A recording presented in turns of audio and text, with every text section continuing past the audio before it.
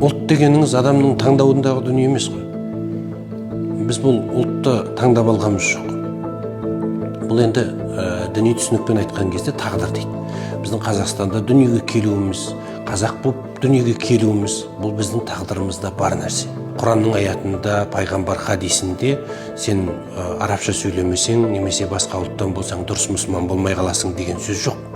Арабтың араб еместерден ешқандай айырмашылығы жоқ деген сөз бар, керісінше.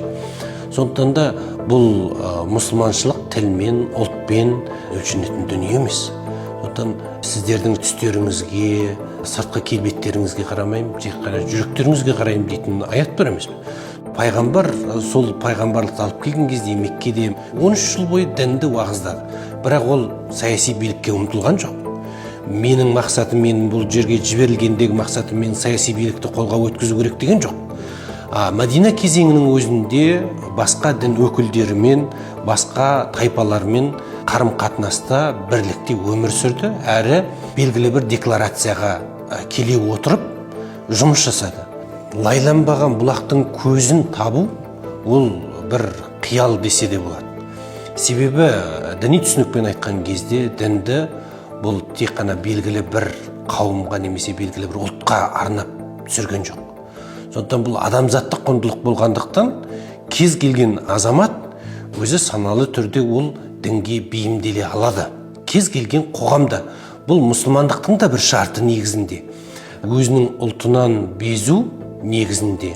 Ол өзінің тағдырына риза болмаушылық, Құдайдың өзінің заңына қарсы тұрушылық. Сондықтан бұл бауырларымыз неге қарсы болып жатқанын кейде білмей қалады. Себебі олардың миына сіңірілген дүние, оның астарында басқа дүние бар.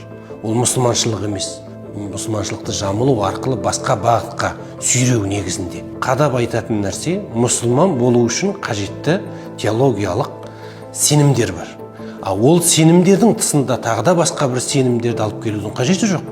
Бұл 1400 жылдан астам уақыт тәжірибеде көрсетілген нәрсе.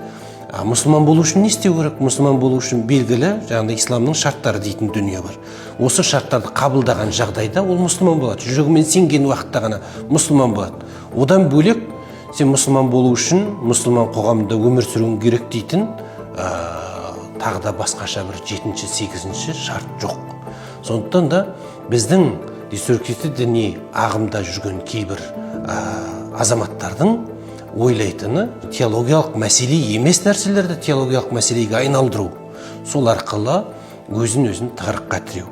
Немесе ұстанушыларды тығырыққа тіреу арқылы радикалдандыру.